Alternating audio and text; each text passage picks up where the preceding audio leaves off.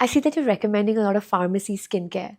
How do you feel about pharmacy skincare versus cosmetic skincare? Do you have do you have a preference?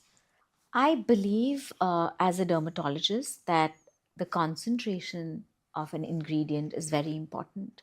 And because the regulations for a cosmetic product are not up to the mark, we are not aware of how much of a concentration that is there on the label is actually, delivering to your skin.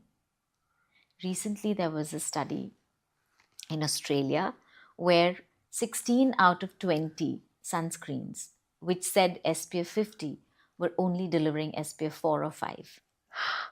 Yes, very recent, like 10 days ago, 2 weeks ago, maybe. Really? Yes. And so it's very essential. And so I would like to stick to, something which is not fully cosmetic, but not fully pharmaceutical. It's somewhere an amalgamation. So we call them cosmeceuticals, which is Mm, why the La La Roche-Posay, the Roche-Posay. ROC, Paula's Choice, these kind of, Sebamed is there. I'm trying to see what are the products that are available in Dubai. So, which is why I'm trying to name all of these as well. No, India. But I'm India, pretty much. I mean, I get everything from India, so that's good so for me. then Yeah. then I've named them all in Yes, India. yes. Yes. Okay, so you told me what retinols are good to use, and is there something? Is there a percentage of concentration, or is it is there something to look for in the retinol that you use? So when you start, you should use a retinaldehyde, a retinal ester. It's very, very safe, a 0.1%. Then when you've used it for like a couple of months, maybe Hmm, 3 months, 4 months, your skin is tolerating it, move on to retinol. Then you that's can how you continue start. with it. Okay. That's how you start. And a 1% or a 0.5% retinol.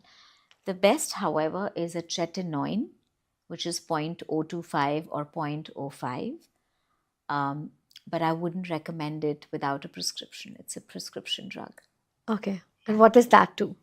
It does the same thing that a normal, milder one will do, but the efficacy is A lot 10x. more. Yes, a lot more. And why is this a prescription drug? Can it be misused? So if you use a lot of it, then Hmm. it does cause irritation. Okay. Yeah. And then over that, if you're out in the sun with that kind of exfoliation, you will Hmm. develop post-inflammatory hyperpigmentation. And sometimes, of course, a strong retinol, you keep using it and then you've conceived and you don't realize that's not a safe thing to do. Hmm. We're done with the late 20s. Now let's move to the 30s and then kind of move to premenopause and menopause. So, what is that 30s skincare looking like? There's retinol, there's moisturizer, there's a sunscreen. Now is the time you can add a peptide to your routine, Okay. right? And an under eye serum. Okay. Now, most people ask me, do under eye serums really work? I was just about to You ask were you going to that. ask me that. Um, yes, some formulations work. Look out for some under eye serums which have vitamin C, vitamin K in them. They help. They help in preventing, they don't help in treating or curing. So, if you've already developed dark circles, if you've already developed fine lines and wrinkles, then they're not going to help. But if you start using them early, as I said, in your 30s, you could probably prevent, Hmm.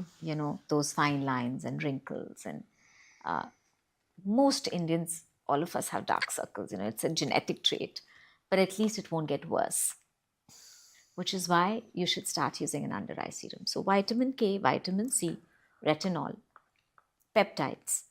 These are the things that you can look out for in your eye serum. And in your Okay. skin serums as well, you use whatever I've talked about, like the Hmm. niacinamide and all of those.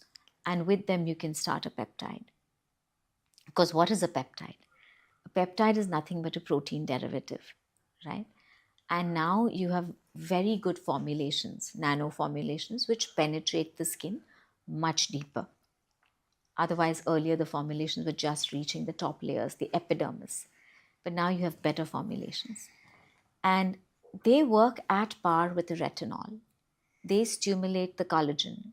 They delay the degradation of collagen and elastin fibers. See, our skin has collagen and elastin fibers in the deeper layers. And that is the basic framework of your skin.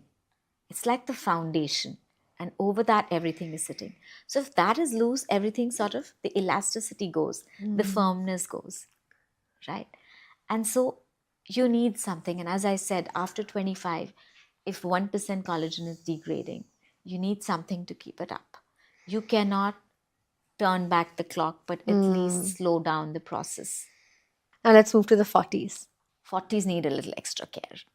They need more moisturizer. Now, what happens is as we age, our skin tends to get drier because there is a hormonal imbalance. Slowly the estrogen is dipping, and estrogen is known to keep your skin hydrated. Hyaluronic acid, which is there in our skin, it's there in our bones, it's there in our retina. It's a humectant. What do you mean by a humectant? Something that absorbs water and swells up and retains water in the skin. So it retains 1000 times of water in the skin. So it hydrates the skin and plumps the skin. But as we age, it starts to deplete.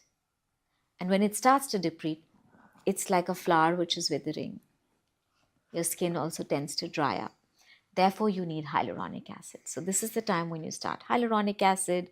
You start using, a glycolic acid serum at night, which is an alpha hydroxy serum. Glycolic acid basically, or an azelaic acid, any alpha hydroxy serum, basically will prevent fine lines from forming. So this is the time you start using a glycolic, apart from all the other serums that I've mentioned before. But I know so many women that use glycolic acid in their 30s. Yeah, they do. It's not like a necessity. Okay, but it's something that You could use it. There's no harm if you use it. Okay. But I'd rather say, okay, you need to use it in your 40s. A hyaluronic in the day and a glycolic at night. Never use a glycolic with a retinol. So you have to alternate it. Don't use it on the same day. So an AHA and a retinol will not go together. It can irritate the skin. People don't talk about menopause. Now they have started coming out of it. Yes. And it's a thing. It's a thing. When I started experiencing it, I started realizing, why, as it is, I have dry skin. But now, even if I apply like tons of moisturizer, it was not enough. So, me being a dermatologist realized that I need my skin barrier is becoming very weak.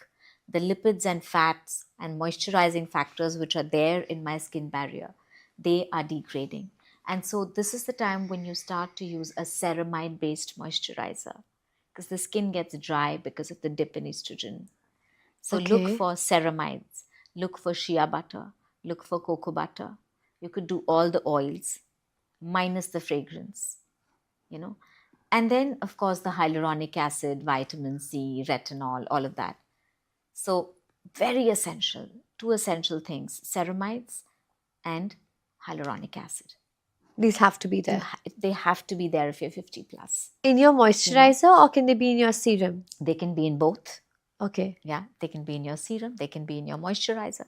Now, when you apply a hyaluronic acid moisturizer, you have to top it with another moisturizer. So apply it on a slightly damp Really? skin. Yes. Because otherwise it can dehydrate you.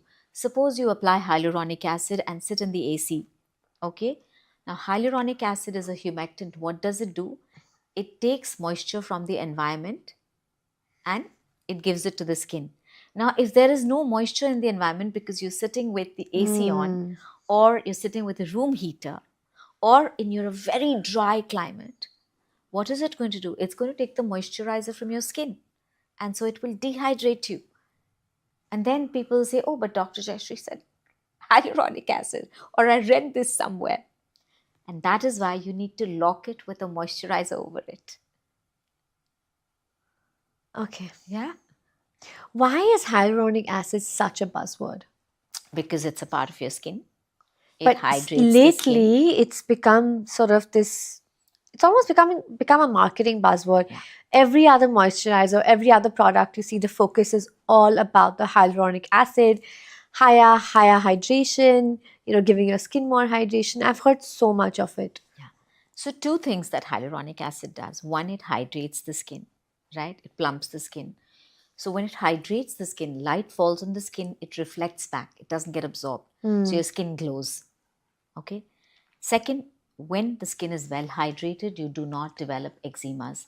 As you grow older, when your skin dries up, you're more True. prone to allergies. You'll have rashes very easily. You'll have eczemas very easily.